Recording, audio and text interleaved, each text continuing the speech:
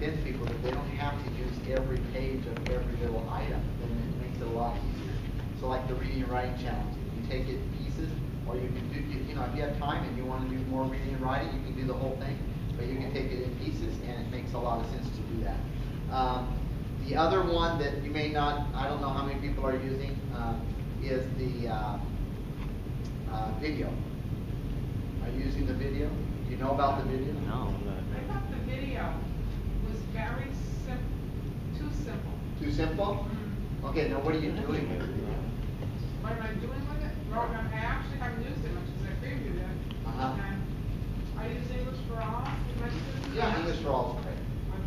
Yeah. And that's what I was hoping for, was something like that. Yeah. It's not the same because it's more, it's a broader, it doesn't, English for All has a lot of detailed work to do with the video. But there are a lot of video techniques. And again, if you go to esl-teacher.net, you'll find 8 video techniques that really add to the video. There's also online worksheet. It's just a comprehension worksheet. It's still not like video. I mean, EFL, English for All. But it is. You can print out worksheets for the video. Are you all familiar with the video? No. One of the things that's great about, well, is it part of this? it is, but it's not in the lesson planner. I can pull one up. Is there sound in here? Yeah. Let me see if I have it. I don't know if I have it. Yeah, I do. Give you an example. But there are many video techniques that are really, really useful in practicing, okay? And what's nice about the videos that stand out is that they don't reduce, the videos are natural speech. It's not like slow and fast. It's not like grammar practice. It's like a sitcom, very simple sitcom. But it's like a sitcom. Is it going to work? Yeah. Can you purchase those separately? Yes. But there is a package actually in the textbook that you can get a student video, can get it as a video for $1 more.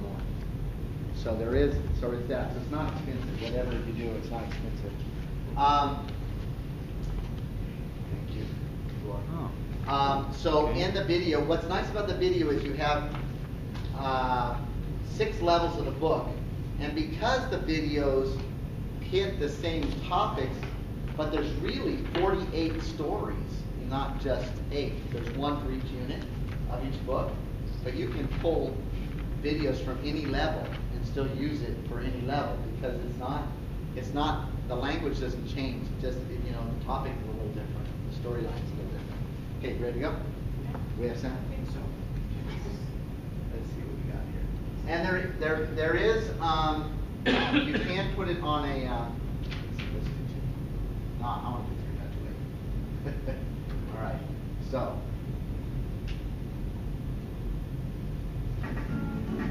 All right. So you have a receipt. This is for Unit 2 and Standout 2. But again, you could use the same thing for other books. It has the same characters every time. Okay. So you sure you understand it? I think so. It doesn't seem too difficult. Okay, great. Well, I can use a break. So I'll be back in a few minutes. I will see you later. Okay? I'll see you when you get back. Hector? Mrs. Smith, how are you? I'm fine, thanks. What are you doing here? I didn't know you worked here. It's my first day. And you are my first customer. How can I help you? Well, I have a little problem. Really? What is it? I want to return this sweater. Oh, okay. What's wrong with it? Well, my sister gave it to me for my birthday, but it's too big, and I don't really like the color. I don't usually wear red. Okay. Let me see. Do you have the receipt? No, I don't. Do I need the receipt? Yes, I think you do. Yes, you do need the receipt to return it. Oh, Mrs. Smith, is everything okay? Well, I want to return the sweater, but I don't have the receipt. It was a present. Oh, I see. Well, you can exchange it for something else in the store. Do you see anything you like in the store? Actually, I really like that blouse over there.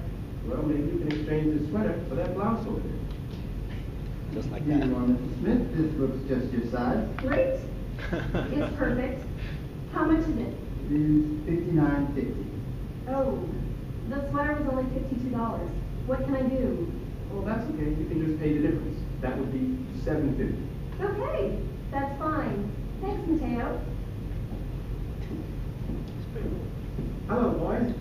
Everything okay yet? Why, yes, Mr. Patel. Everything is just fine. I wanted to return something, and Hector and Mateo have been very helpful. Is that so? Yes, they helped me make the exchange. The service has been excellent. I think you have a couple of good employees, Mr. Patel. Fantastic. Good work, boys. Just as doing our jobs. Okay, let me give you a little background about this because this is an ongoing saga. But Hector doesn't work there. Mateo works there, but Hector doesn't work there. Hector wants to work there. And so he just kind of barged in, and he's a friend of Mateo's. So he kind of barged in there and started doing all this stuff. So, oh, you have a couple of good employees here. He's going to get a job eventually. But that's kind of the idea. Now, there's lots of different activities you can do with that besides what you print out from the web page. So the Standout has a web page, not this one. Standout has its own web page, and on there you can print out the activities. So that's one. It's comprehension activities. Another thing you can do is you can play this without sound and have the students try to figure out what the story is about. Another thing you can do is you can have a student turn one way and the student looking at the thing, and the student turn the sound down and have the student tell the story, especially at intermediate levels. Actually tell the story. That's a good way to go. Other things you can do story strips. And that example that I have on my website, esl-teacher.net, it actually has story strips for all of book one. And so you can cut those strips out and ask them to try to guess and predict and put them in order. So there's 8 different types of activities you can do that we came up with, Stacy and I came up with, that can help you to make this useful. But this is just another practice. It's another way to bring the real world into your classroom. It's not real, but you know, something that's a little bit more like the real world in your class. One of the things that's simple in that it doesn't have, for example, in the store, there are different settings, but in the store, for example, it's a white wall and you just have the props. If you look in books for adult education, you're going to notice that a lot of the photos, there's photos, and then there's drawings. Why you sometimes have drawings and sometimes you have photos? One of the reasons in publishing that we do that is because we want to focus on only specific things. We don't want to get over, when you have a photograph, there are so many details. We want to kind of avoid some of those details so that the students can focus on certain things. So sometimes we use drawings, and the most rudimentary would be line drawings, but we have some kind. So you can use this like a picture dictionary too. So you can stop it, pause it, and have the students look and say, oh, you know what? Let's identify the different pieces in the thing. You can listen to it without watching it. So you can turn the you can cover the projector or stop the projection and just do the listening first, and then go back and watch it. There's all sorts of things you can do with this to help promote listening and understanding and all of that. So, and it's not for everybody, but it's just one more thing that you can do. Again, you have to use everything that Standout offers? No. You should do what's best for your students. Who's the expert for your students? You are the experts for your students. So we want to encourage you to think about all of those different things. I do have some focused listening that I thought I'd like to do, but I'm a little bit concerned about time, and I want to make sure that you are feeling like you're getting what you need. Is there some things you want to talk about? Okay, Joseph. In the textbooks, in all of your material, is it also career related? The big word nowadays is transitions. And you have transition to school or transition to work. And in my view, it is, but I have to give you a little caveat. Yes, we think about it as not as specific careers, but as soft skills. What do you need to do in the workplace? When you get to book 5, it's much, you've got research, it's very academic, but you also have auto mechanic, and you That's have what all I of used in those my kind of things, yeah. case. So book 5 has a lot more, but, Have you done 5? and this is a challenge for you people with not as many students, but there are a lot of skills that that students are learning, but you need to pinpoint that. You need to let them know about it, that they're learning that they use in the workplace, like the cooperative learning skills, like the projects that they do. All of those soft skills are very, very important. That's why we associate it with SCANS. Now, do you know what EFF is? Equip for the Future. You've heard of SCANS, maybe, Secretary's Commission on Achieving Necessary Skills? Yeah. Yeah, okay, it's correlated to that, and it's also correlated to EFF, Equip for the Future. And the next edition will have 21st century skills, but it's all there. And if you look at 21st century skills, all of them, not just the technology ones, people seem to focus on the technology ones because they're there and they're a little different. But if you look at all of those, you look at all Equip for the Future, and you look at all the SCANs, you're going to see that they have a lot in common. And SCANS was developed, it's the Secretary's Commission on Achieving Necessary Skills, and it was developed, these standards were developed to say what employers said, this is what we need in the workplace, not just any workplace. And so they need to be able to work in teams. They need to be able to use technology. They need to have interpersonal skills. They need to have these things they need to have. So these are the standards that you need in the workplace. That's what SCANS is. So then EFF said, wait, it's more than workplace. I never saw SCANS as only workplace, but they said it's more than workplace. EFF said, we want to make standards for work, for being a good citizen, and a good family member. So they put together the standards. The standards are very similar to the SCANS standards. They're almost the same. And then the 21st century skills just recently came a few years ago, and those skills are all basically the same. So I do this workshop on transitions. It's also at ESL-teacher.net. I'm sorry I keep referring to that, but I'm hoping you guys will see that there's a lot of different resources there.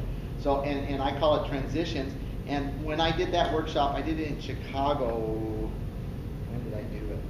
February or so, or January maybe. And in Chicago, I asked, okay, tell me what's an important skill that your students need to learn to get a job.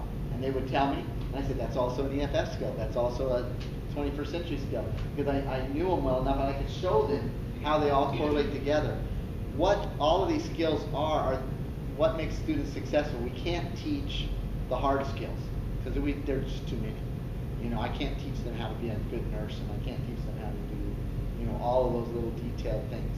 Although in Standout 5, we do have retail, and we do have automobiles. Yeah. And what else do we have? Well, healthcare is all. Healthcare, yeah. Healthcare. General ones. Yeah, we do have some general ones. Because we are changing our focus to contextualize and career focus. Okay. I mean, this is one of the reasons Yeah. why we're asking specifically. Okay. Well, so in your view, it doesn't have enough, or it needs to have more, or what do you think? I don't know. I'm not a teacher. Okay. So I will let the teachers What do you answer all that. think? But we're doing 3 that we're looking at. That would be health. Right. And Rosemary has gotten plenty of training. Are you starting from the bottom up from the beginning, or all the way up through? From our basic level, Yeah, all the way so they back. will get the very From basic. shoulder. Okay. Yeah, so allied health is one of them, construction and manufacturing. Yeah, well, we don't specifically get into those, and there's no ESL textbook that does. There are textbooks that are specific to those, that are older, that are specific to those skills, but what I want to stress here is that to be successful in all those, you need to have training specifically in nursing, training specifically in construction work. And we at our school, for example, have, I did one on 600 pages of student activities on retail sales, which is not the same as Book 5. But I have that, for example. They learn the vocabulary of health. They learn the vocabulary, different vocabulary. That's about as far as we can go without taking too much of the pages. But again, in my view, and this is just my view, and I'm trying not to sound like I'm making excuses because I don't feel like I am. What the students need when they're learning English are they need to have those soft skills. They need to know we have this cultural issue with this student here that doesn't want to talk and doesn't feel like they need it. Well, you're not going to survive in the workforce. You know, you need to have those skills, so we need to help them to develop those skills. And those kind of skills, and the correlation is all there in the lesson plan, and those kind of skills are developed throughout. So, you know, in our defense, it's about as best as I think that we can do. If I were doing a 3rd edition, I don't think I would, I might consider working on, if for the whole country, everybody was doing nursing and construction and what was the other one? Manufacturing. Manufacturing.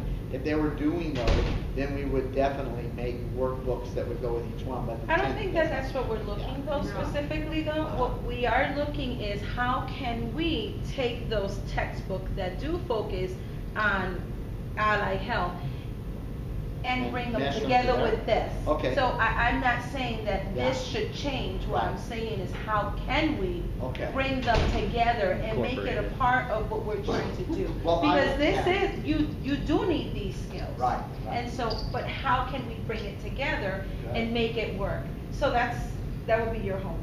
Okay, that's fine. I will think about that, and I would have to see I think it would be a text-by-text basis, so you show me the books, tell me which books, I'll get them, and then I'll come up with some ideas. But I think that the idea would be to integrate as much as you can into, you know, doing both at the same time. You would want to figure out, okay, this is our health section, that's obviously nursing, right?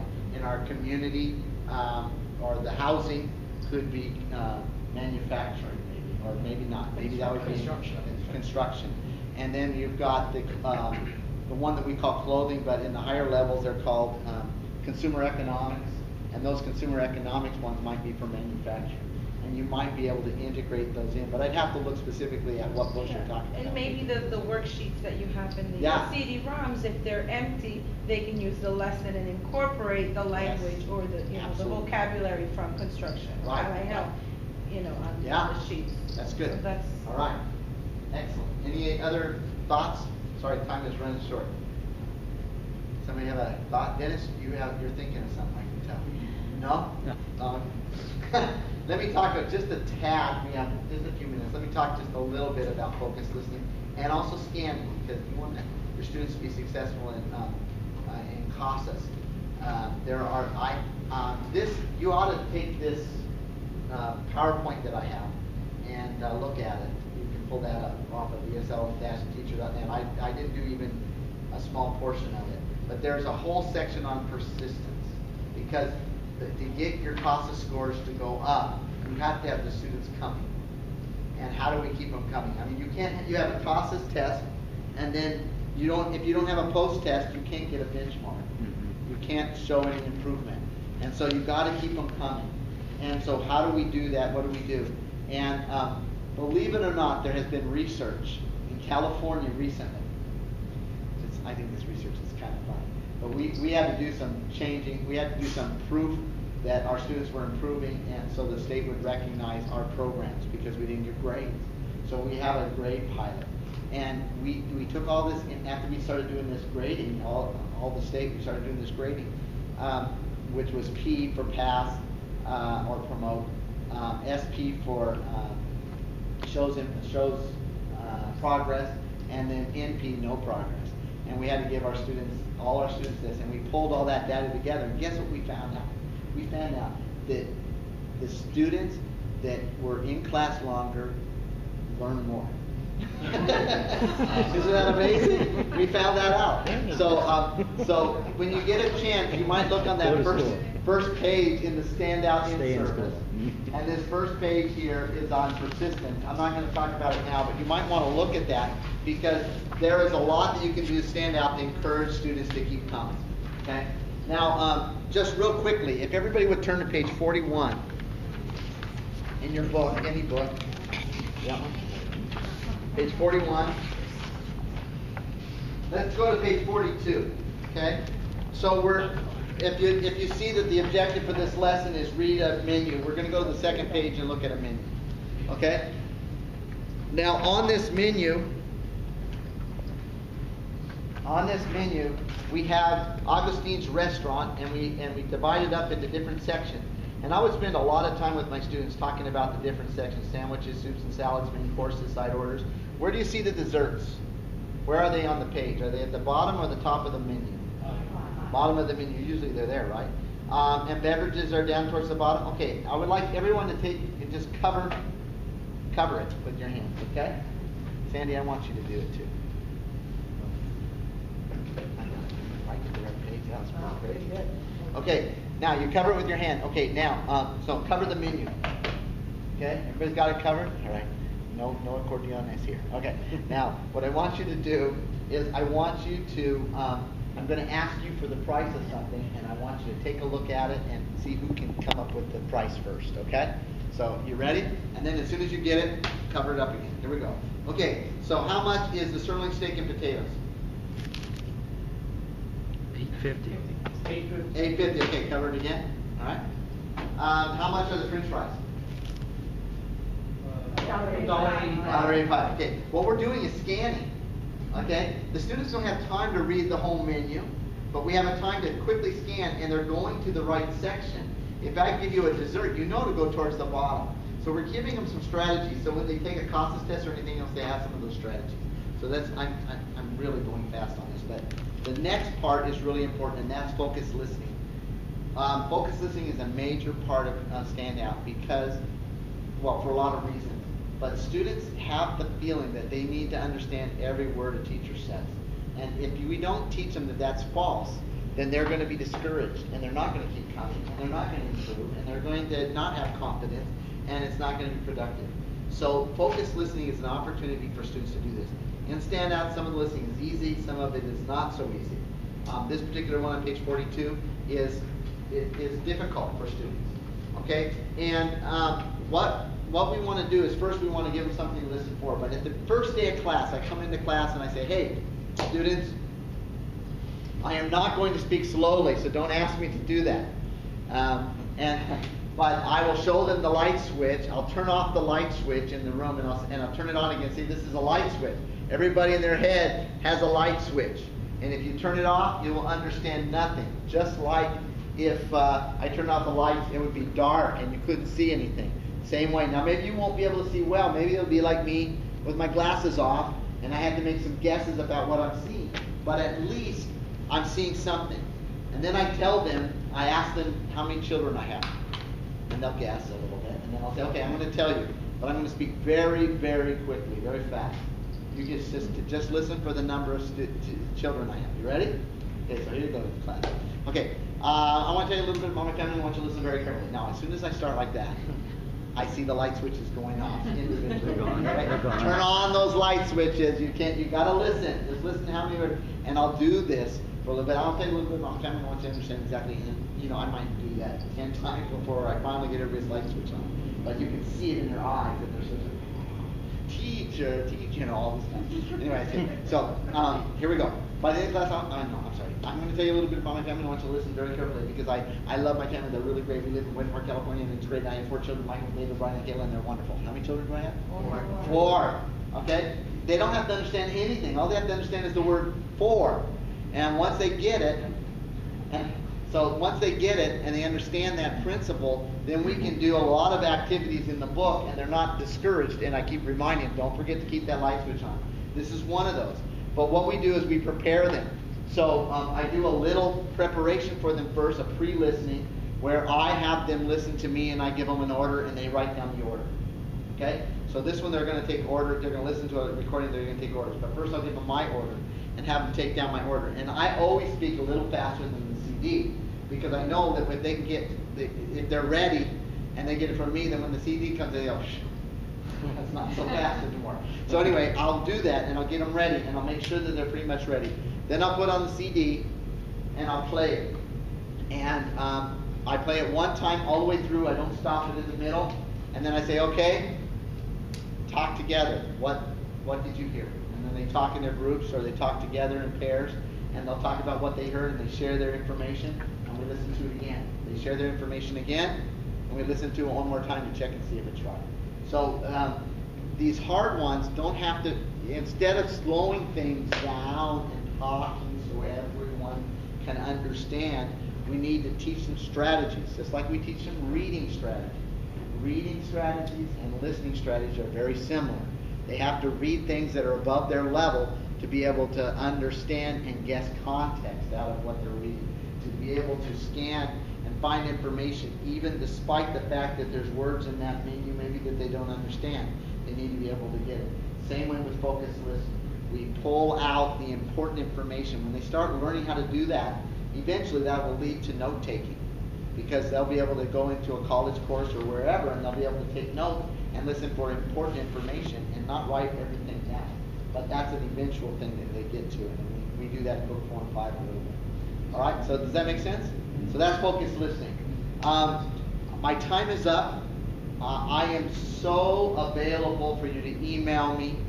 The ESLteacher-teacher.net is a blog that we don't use as a blog, but I am very happy to start blogging people if you want to go on and say, hey, da-da-da, and want to talk to me about it. Okay, so this workshop is under CASAS because some of the other schools wanted a lot of CASAS.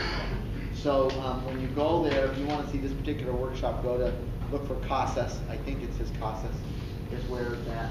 But you can find information on these kind of things in services, and it might be under Standout, but I think it's under CASAS. Anyway, you'll find it. If you have trouble finding it, just email me, and I'll let you know. And if you want to ask me specific questions, you're welcome to do that. If you're out towards Disneyland and you want to come visit our school, you're welcome to do that. Come to my class. I would love to have you come by. All right. So anything else I can do for you, just let me know. But thank you very much for having me. Thank you.